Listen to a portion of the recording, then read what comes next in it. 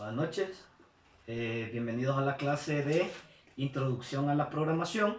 Mi nombre es José Quinto y hoy pues voy a darles la inducción al tema que estamos continuando con la clase de todos los elementos de programación. En primer lugar, vamos a pasar la lista de los compañeros que están matriculados en este curso. Si no escuchan su nombre, por favor les voy a pedir de que al final de la clase me indiquen para poder cotejarlo en la lista. Okay. Guadalupe Martínez. Presente. Okay. Muchas gracias. Bueno, en primer lugar vamos a establecer las normas para la clase, ¿verdad? Recordemos que esta clase es una clase presencial en la que vamos a establecer una serie de normas y estructuras de conducta que se tienen que llevar a cabo para el buen desarrollo de la clase. En primer lugar, tenemos en el apartado de la parte de arriba algunos parámetros que vamos a estar evaluando en este curso. En primer lugar, si nos ayuda a leer, por favor. Respeto. Este es el primer parámetro que nosotros vamos a evaluar en la parte actitudinal del comportamiento de cada uno de ustedes. Recordemos que, como todas las personas, el estar aquí parado requiere una gran cantidad de esfuerzo. Y no porque yo sea el instructor o porque ustedes sean los alumnos, vamos a tener una cantidad de respeto distinta, ¿verdad? Entonces, sin importar los roles que nosotros tomemos, nosotros debemos tener el mismo valor de importancia como seres humanos. Y es por eso que el respeto es uno de los parámetros que vamos a utilizar para en este curso. Tanto de ustedes hacia mí, como de mi persona hacia ustedes. El segundo valor. Puntualidad. Recordemos que para todos los trabajos nosotros tenemos que desarrollar una serie de conductas que nos sirvan para poder tener un mejor desempeño laboral. En absolutamente todas las empresas que nosotros vayamos a elaborar, tanto privadas como públicas, tanto propias como ajenas, nosotros tenemos que considerar el valor de la puntualidad.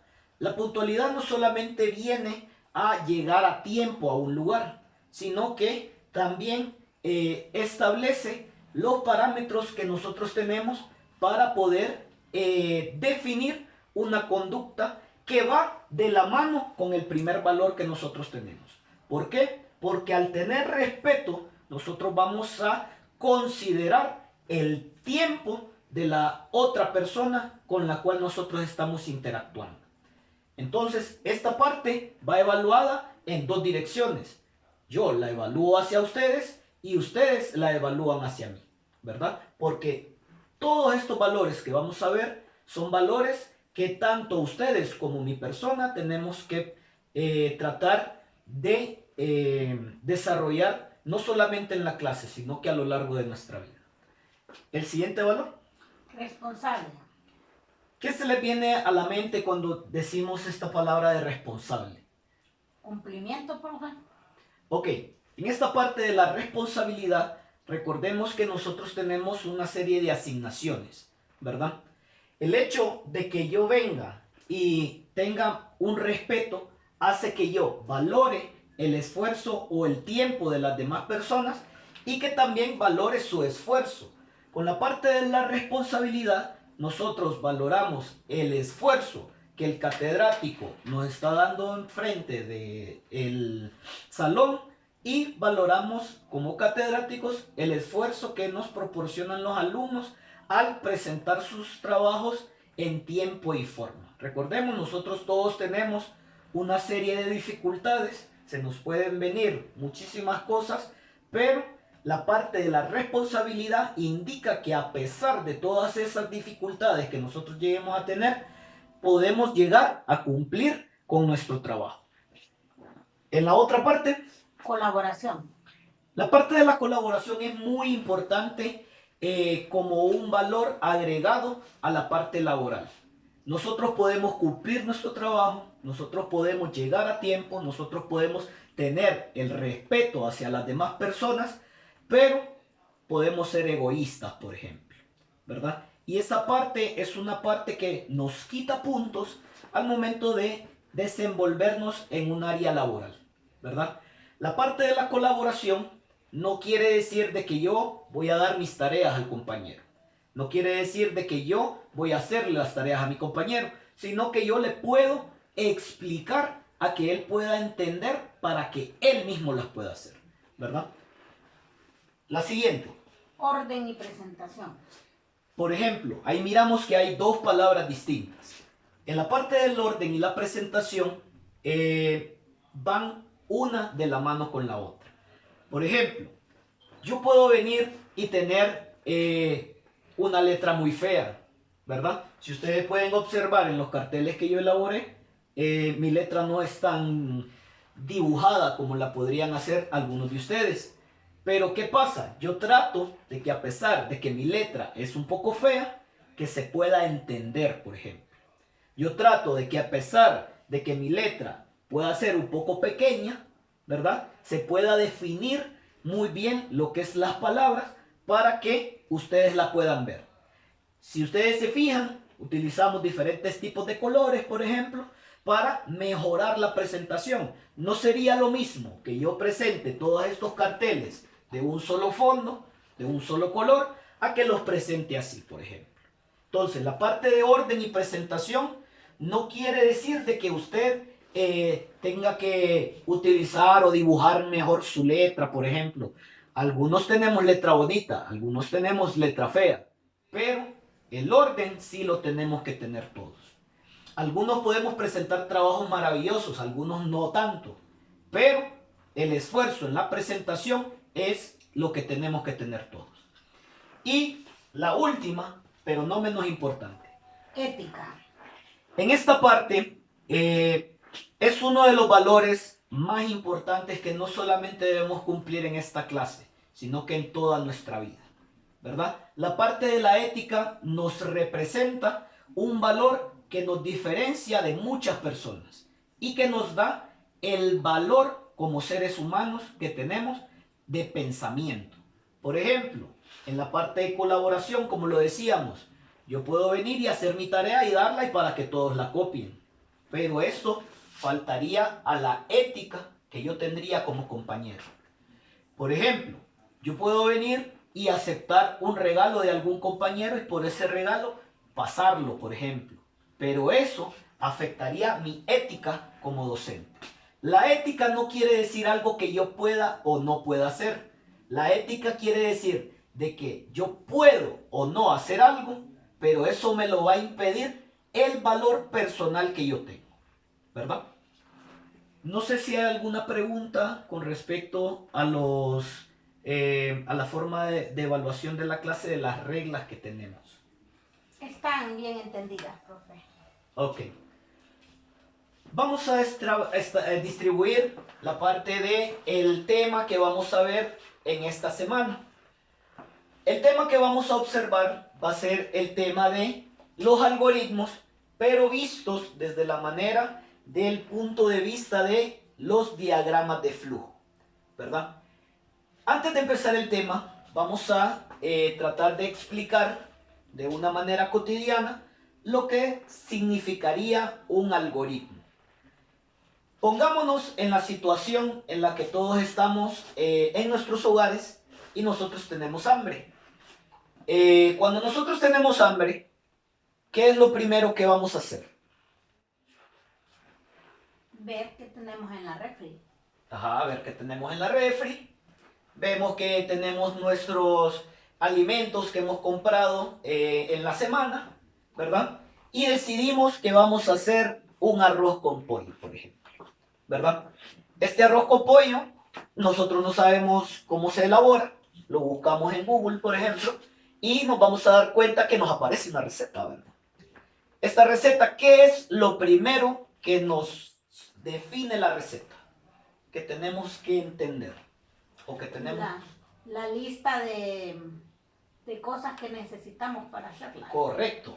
Si nosotros venimos y vamos a hacer un arroz con pollo, ¿ustedes creen que yo necesitaría alguna sardina para poder hacerlo? No. No tiene lógica, ¿verdad? Porque es un arroz con pollo. Si fuera un tipo de arroz distinto, sí podría agregar una sardina, por ejemplo. Ahora bien, en el arroz con pollo necesitamos arroz, cebollas, especias, condimentos, ¿verdad? Ocupamos pollo, ocupamos un sartén, el equipo, correcto. Una serie de instrumentos y de elementos para poder elaborar ese arroz con pollo, correcto.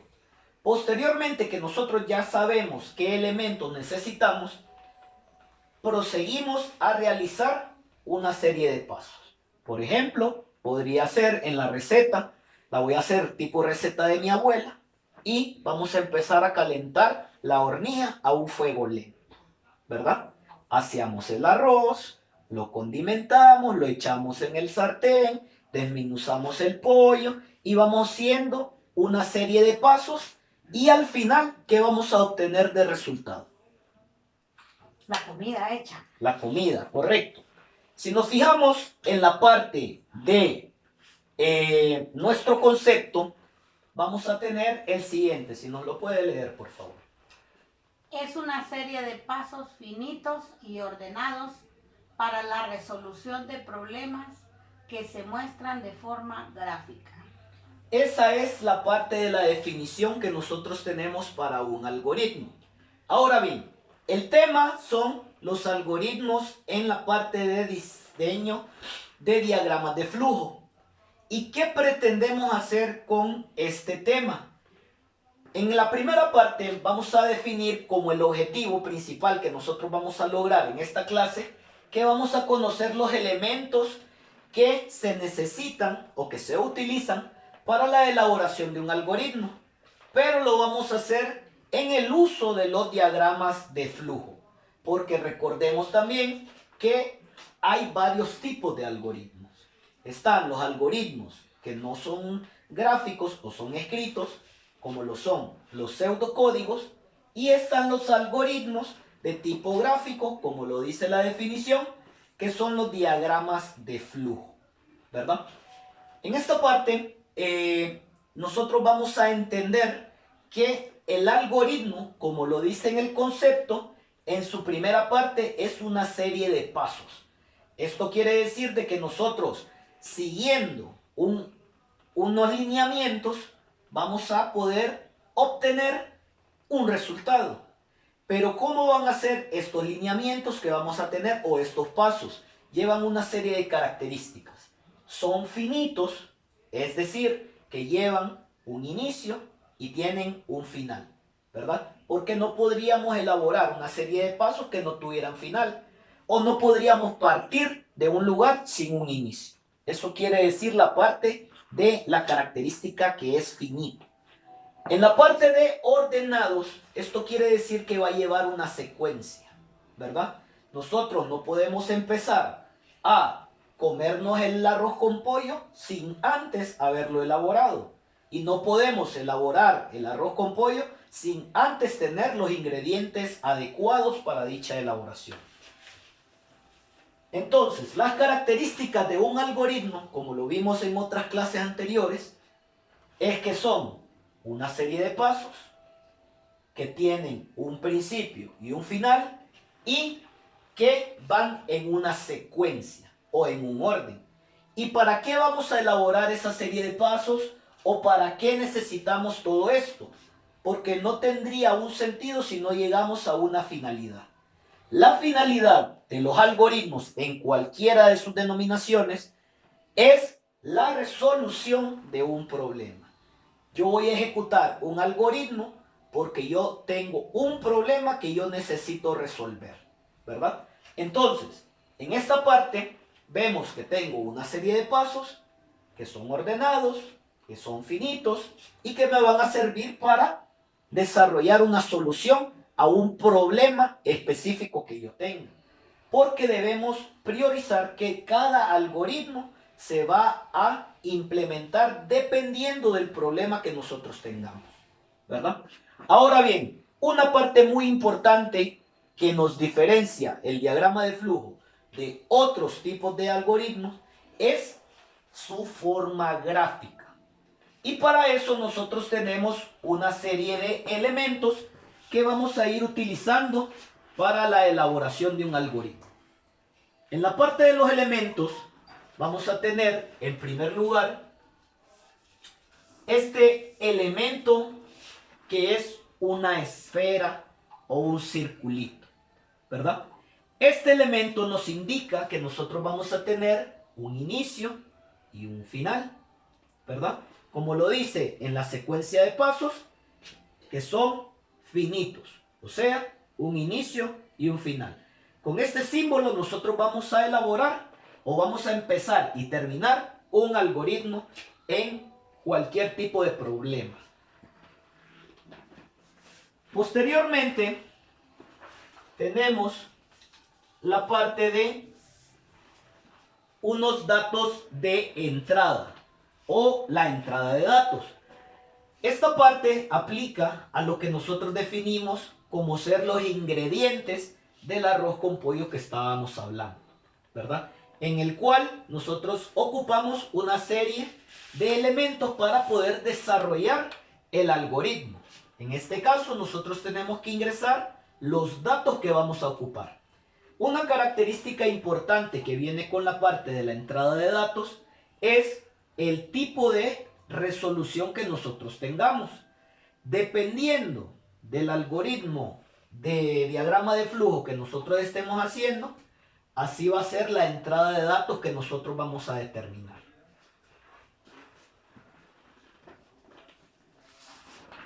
Otra parte importante es la parte del proceso de el diagrama de flujo. Nosotros ya tenemos los datos, ¿verdad? Y nosotros necesitamos trabajar esos datos, porque el algoritmo, recordemos que trabaja para ejecutar una solución, y esta solución necesita hacer una serie de procesos que van a llevar de los datos de entrada a que se vayan transformando en esa solución que nosotros queremos llegar a encontrar, ¿verdad? En la parte del proceso de diagrama de datos podemos encontrarnos con algunos aspectos de decisiones, ¿verdad? ¿Por qué? Porque nosotros tenemos que dar una forma general a la solución del problema que estamos elaborando, ¿verdad? Y esta solución general puede abarcar cualquier tipo de camino que nosotros lleguemos a tener, ¿verdad?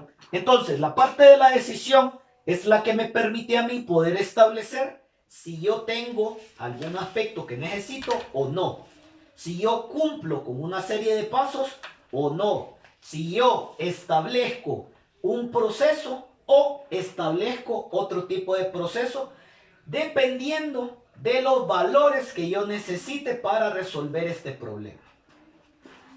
Posteriormente de las decisiones que podemos llegar a encontrar, nosotros tenemos que establecer una salida de datos. Recordemos que el fin último de un diagrama de flujo es poder establecer un parámetro en el cual yo ingrese unos datos y que yo pueda obtener una respuesta o solución al algoritmo que yo estoy desarrollando para generar una solución. La salida de datos lo que me va a permitir a mí es poder dar la respuesta al problema que en principio establecimos para dicho algoritmo. Otra cosa muy importante y que a veces lo dejamos de lado es la parte de la dirección, ¿verdad? Esta serie de pasos o direcciones son una serie de flechas que nos indican para dónde va a agarrar el algoritmo, ¿verdad? Yo tengo un inicio y voy a llegar a un final, pero yo tengo que definir un camino, ¿verdad? Y este camino va a ser establecido por la dirección de los pasos que yo voy a desarrollar. Recordemos que un algoritmo necesita ser secuencial, es decir, va a ir paso por paso, pero se necesita establecer qué paso sigue después del anterior, ¿verdad? Estos son los elementos básicos que nosotros podemos llegar a tener para el desarrollo de un algoritmo. Ahora bien, ustedes se preguntarán ¿Cómo se mira un algoritmo ya definido? Y podemos establecer esta estructura. Si nosotros nos fijamos, nosotros acabamos de dar una serie de elementos que significan una serie de pasos o que llegan a decir una actividad que se va a realizar. Pero esto es bien abstracto si lo miramos de esta manera. Ahora bien, tenemos esta parte de una estructura de un algoritmo. No quiere decir de que todos los algoritmos se van a ver iguales, pero sí se van a ver muy parecidos. Lo único que va a diferenciar un algoritmo de otro es la cantidad de pasos que nosotros llegamos a tener para la resolución de un problema en particular. Pero si nos miramos acá, tenemos un inicio, tenemos una lectura de datos, que esta parte nos invoca a la primera distribución de lo que es el desarrollo de un algoritmo, que es la entrada de los datos que nosotros ocupamos. Una vez ingresados los datos, nosotros podemos llegar a realizar un proceso. Recordemos que un proceso es asignarle un valor, generar una operación de cualquier tipo de dato, ya sea un dato de texto, ya sea un dato numérico, ya sea un dato lógico. Entonces vamos a tener que esos datos los vamos a ir transformando mediante un proceso. Y dependiendo de ese proceso, yo puedo llegar a tener una decisión. Por ejemplo, en esta parte, si nosotros nos miramos, va a ir una flechita para un lado y va a ir una flechita para otro lado. Esto nos va a indicar la dirección que nosotros vamos a tomar en el algoritmo. Por ejemplo, si nos vemos, tenemos una dirección, pasamos al paso 1, pasamos al paso 2, pasamos al paso 3, del paso 3 podemos generar de nuevo al paso 2 o seguir en el algoritmo, ¿verdad? Esta parte de los procesos y las decisiones forman parte de lo que es el proceso de elaboración de la respuesta. O sea, cómo el algoritmo va agarrando los datos que ya tiene obtenidos de entrada y los va maquinando para posteriormente dar una respuesta de salida en la cual tenemos la solución al problema que se estableció en el principio. Ya que tenemos una solución, el programa termina, porque ya estableció o ya concluyó para el propósito que está definido. O sea, tenemos una respuesta. Tenemos una respuesta. En esta parte vamos a depender del tipo de algoritmo, o mejor dicho, del tipo de respuesta que nosotros tengamos para el problema que vamos a solucionar. No sé si hay alguna pregunta. Como dice ahí que el proceso y tiene una dirección que regresa, eso nos puede dar que haya como un círculo vicioso. Correcto. Esa parte se denomina como algoritmos de repetición, en donde nosotros tenemos que establecer una serie de pasos que se van a repetir. Se lo explico de una manera. Digamos que usted trabaja en un sistema de encuestas, ¿verdad? En primer lugar, iniciamos nuestra actividad, nos dan la encuesta, nos dicen que como dato de entrada, por ejemplo, nosotros tenemos que encuestar a 20 personas, ¿verdad? Nos dan el instrumento para la encuesta, ¿verdad? O sea, tenemos el material, ¿verdad? Preguntamos qué refresco le gusta, tal. ¿Qué churro come? Tal. ¿En dónde vive? Tal. Y vamos llenando una serie de encuestas. Ahora bien, la decisión me dice a mí, ¿ya tengo las 20 personas? Si yo solo he elaborado una encuesta, esto quiere decir de que no la tengo todavía definida para 20 personas. Por consiguiente, se vuelve a repetir el paso del llenado de encuesta de nuevamente con otra persona. No lo pongo desde el inicio porque ya me dijeron cuántas personas voy a ocupar y qué instrumento voy a aplicar. Entonces, elaboro otra encuesta, ya tengo las 20. No, porque solo llevo 2. Lo hago de nuevo. Llevo 3. Y así sucesivamente hasta que yo llego a un punto en el que la condición cambia, ¿verdad? Y, por ejemplo, ya encuesté a 21 personas. ¿Ya tengo 20 personas? Sí, ya las tengo. Entonces, el diagrama fluye hacia una elaboración, por ejemplo, en este caso, de un informe. Y este informe yo se lo doy a una persona, que fue para eso que me contrató, para elaborar una encuesta y darle un informe de resultados. Como yo ya hice mi actividad, concluyo mi actividad, ¿verdad? Entonces, esos son algunos ejemplos de pasos que nosotros podemos definir como repeticiones, o podemos llegar a definir otros pasos que nos devuelvan al final o nos hagan terminar el proceso, ¿verdad? Eso es dependiendo de lo que estemos estudiando. Eso es dependiendo de lo que estemos estudiando. Ahora vamos a elaborar un ejercicio ya concretamente para poder entender un poquito mejor este tipo de diagramas. Entonces, en la primera parte vamos a elaborar el primer ejercicio que vamos a distribuir en esta parte de acá y lo vamos a hacer en este lado. Si nos lee el ejercicio, compañera. Elabore un algoritmo que lea 2 números distintos y muestre la suma de ambos. Por ejemplo, este es un problema que nosotros podemos llegar a encontrar de algoritmo. Recordemos, algoritmo es una serie de pasos que son finitos, llevan una secuencia y que nos van a servir para dar respuesta a un problema. ¿Qué problema? Cualquiera, ¿verdad? Entonces, en primer lugar, nosotros tenemos que definir siempre una entrada de datos, un proceso y una salida de datos. Sin importar el tipo de problema, nosotros podemos llegar a leer datos nuevamente o a definir otros procesos para poder llegar a la solución, ¿verdad?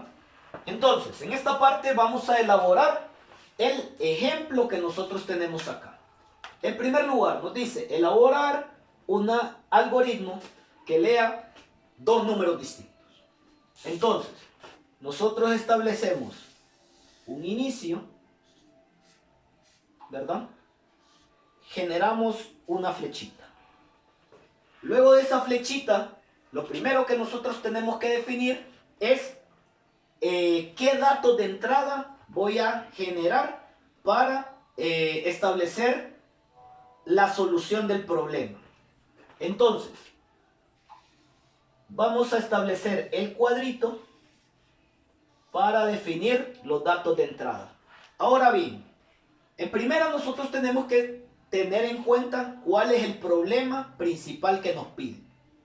¿Qué es lo que tenemos que solucionar aquí? 2 números distintos. Los 2 números distintos. Que se van a sumar. Entonces, el problema ahí sería la suma. La suma de los 2 números, ¿verdad? Ok, tengo que hacer una suma. ¿Pero qué suma? Como son 2 números diferentes, hay que representar a cada número. Correcto. Entonces, esos son los 2 datos que nosotros ocupamos. Si nos hubieran dicho 3 números, ocuparíamos 3 números. Si nos dicen 18 números, vamos a ocupar 18 números. Eso va a depender de lo que nos digan en el problema. Recordemos que cada problema es específico, pero nosotros tenemos que dar una solución general que abarque cualquier tipo de posibilidad. Porque esos números es cualquier número. Esos números pueden ser cualquier número, porque no, aquí no me dicen que voy a sumar un 5 y un 6. Me dice que voy a sumar 2 números cualquiera. Pueden ser iguales o pueden ser distintos, ¿verdad? Pero yo tengo que representar cuál va a ser ese primer número y cuál va a ser ese segundo número que yo voy a utilizar. Por ejemplo, vamos a utilizar que el primer número lo voy a representar con una letra N1 y el segundo número lo voy a representar con una letra N2, ¿verdad? Eso va a indicar que la N1 va a ser nuestro primer número y la N2 va a ser nuestro segundo número. ¿Qué número puede ser N1? 18, digamos, 22, 5, 7, Cualquier número que nosotros queramos, porque el problema eso nos dice, ¿verdad? Dos números cualquiera. Y aquí yo tengo un número cualquiera y aquí tengo otro número cualquiera. Posteriormente de eso, yo sigo mi flechita y establezco qué es lo que voy a hacer. Tengo que sumar dos números, pero para eso yo necesito una fórmula, ¿verdad? ¿Cómo voy a resolver que dos números se sumen? Entonces, en primer lugar, establezco un proceso, ¿verdad? Con el símbolo, recordemos, es como un cuadro que está inclinadito y defino un proceso. Ahí, en ese proceso, es donde yo voy a transformar los datos que yo ingresé en un principio, ¿verdad? Y lo voy a representar con otro valor que me agregue esos datos. Por ejemplo, yo voy a poner que la letra S va a ser igual a la parte que me dé la solución del problema. ¿Qué es el problema que me pidieron al principio? Sumar dos números. ¿Y cómo se suman dos números? Con el símbolo más. Correcto. Entonces tengo que el primer número, o sea, N1, se va a sumar con el segundo número, que es N2, ¿verdad? Entonces, yo tengo esa suma, pero hay una variable que me contiene ese resultado, ¿verdad? Ahora bien, ya tengo una variable que me suma dos números. ¿Defino una respuesta todavía o me falta alguna cosa para dar una solución? Hay que dar la operación en lo que se llama decisión. La decisión, recordemos, muy buena interrogante. Una decisión es cuando nosotros tenemos que llegar a hacer una cosa dependiendo de un resultado para poder obtener la respuesta que nosotros queremos. El problema aquí me dice que yo necesito dos números diferentes y los tengo que sumar, ¿verdad? Pero aquí no me dice que yo tengo alguna restricción, ¿verdad? Como yo no tengo ninguna restricción y no me dicen que los números tienen que ser menores que 10, ni que los números tienen que ser iguales a algo, ¿verdad? Entonces no me dan alguna restricción de datos. Eso quiere decir de que yo no necesito una condicionante, ¿verdad? Entonces, como yo no ocupo nada más, porque ya en el proceso yo ya definí la suma de dos números y ya estoy dando la solución o ya encontré la solución a mi problema, entonces, ¿qué me falta? La salida. La salida, dar una respuesta de los datos que yo manejo. Establezco el parámetro de respuesta y ¿qué voy a dar de salida yo? Si lo fijamos, la parte de la S nos abarca el resultado de la suma. Y yo lo que quiero es eso, un resultado de la suma de dos números. Entonces, como la S contiene ese resultado, yo voy a sacar la S en la salida de mis datos. Y al final voy a establecer una respuesta, un final, ¿verdad? Para poder identificar los datos que yo tengo. O sea que no siempre el proceso va a ser múltiple. No siempre va a ser múltiple. Como les dije, el proceso, o mejor dicho, el desarrollo del algoritmo va a depender de los datos que nosotros tengamos y del problema que nosotros estemos definiendo. En esta parte es un problema sencillo que nos establece una serie de procesos sin decisiones, ¿verdad? Entonces, copiémoslo en sus cuadernos.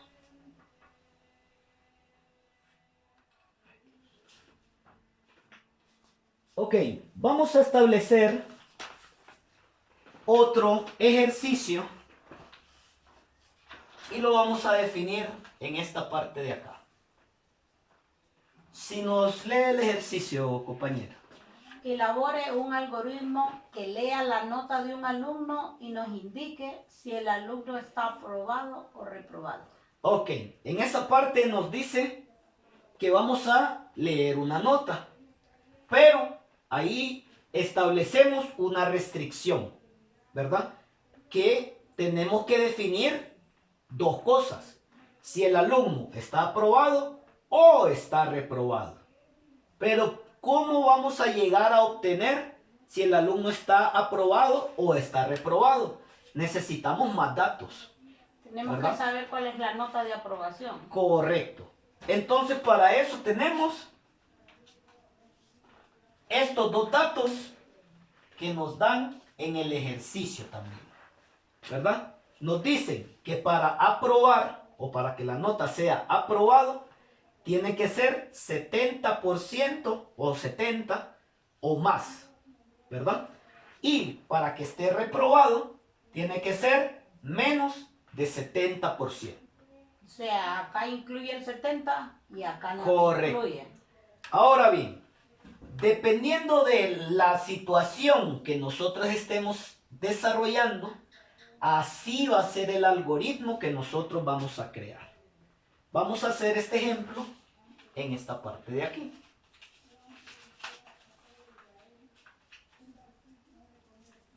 Vamos a dejar un poco de espacio.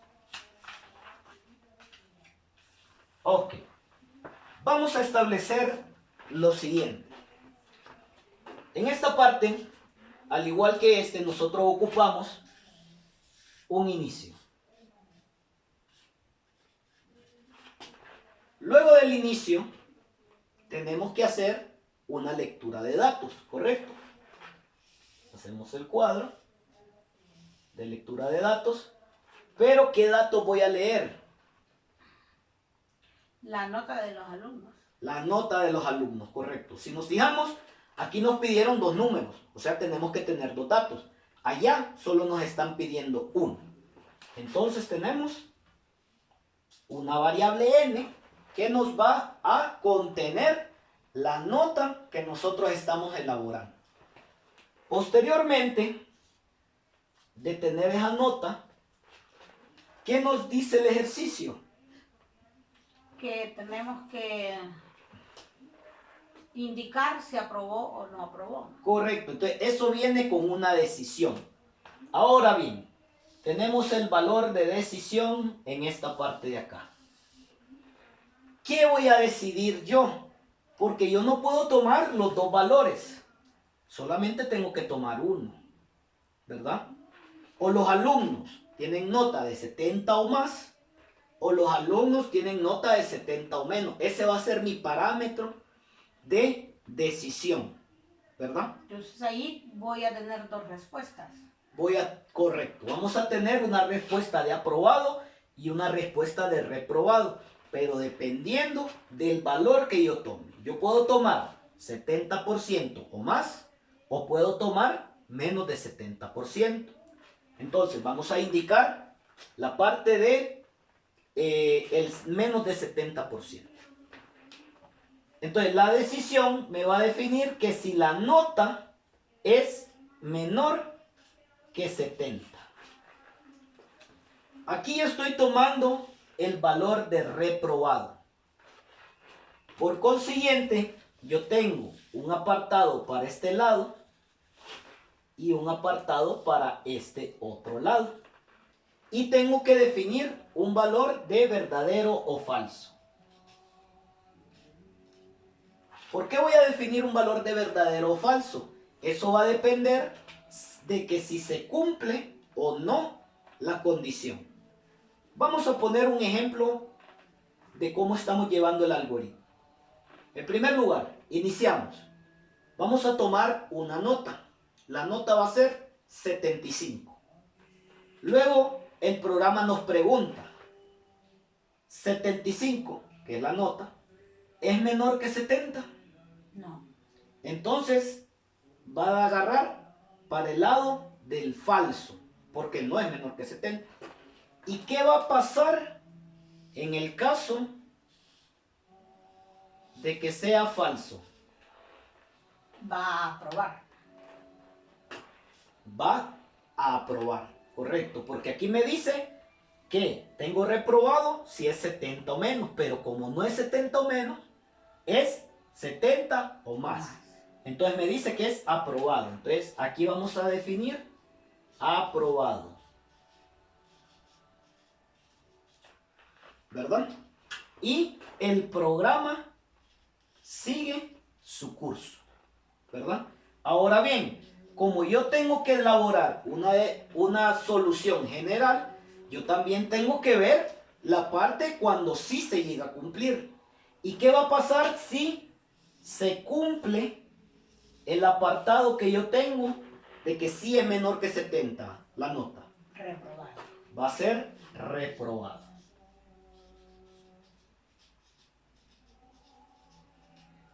Y defino el camino también, ¿verdad? Una vez que yo ya tengo que la nota es aprobado o que la nota es reprobado, yo ya establecí una solución a el programa o el algoritmo que se me está pidiendo.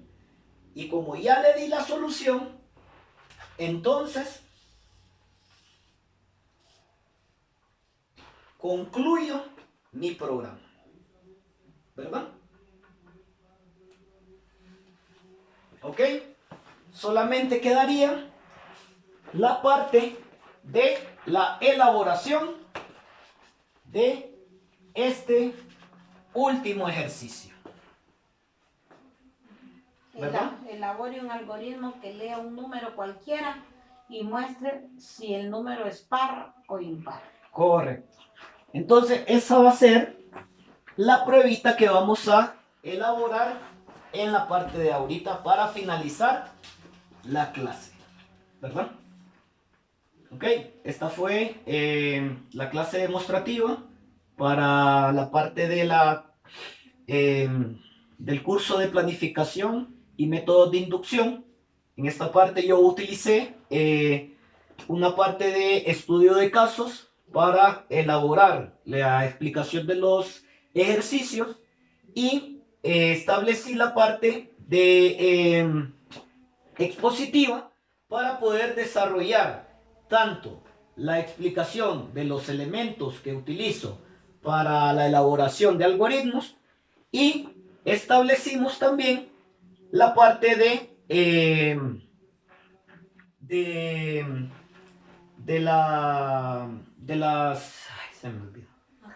las normas de la clase, ¿verdad? Con un debate, ¿verdad? Y una discusión de grupo, ¿verdad? Esto es todo. Muchísimas gracias.